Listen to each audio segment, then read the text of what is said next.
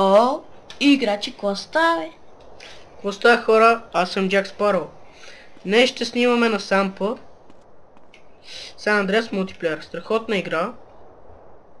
Играе с един приятел, казва се Куроко. Значи, научих нова позиция в Самп, както мод. Мод е, не позиция. Можеш да си запаметяваш позицията, където си. Например, аз ще отида до моята къща. Натискате пишете наклонена черта My Houses. След като се телепортирате до къщата ви, влизате вътре и си запаметявате позицията с команда Load Post. Save Post. Обърках се. Извинете, Save Post.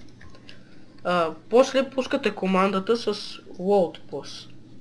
Като сейфвате позицията си, после излизате от къщата си и отивате, например, взимате кола и отивате малко по-надалече.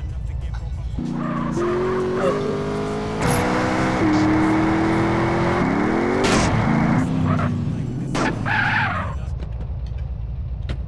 Тук става.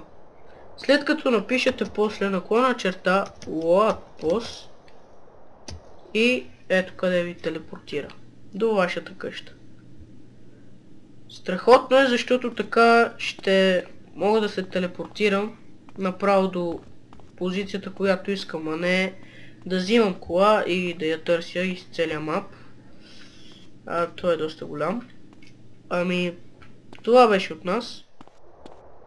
Благодарим ви. Гледайте ни и в други епизод. И се абонирайте.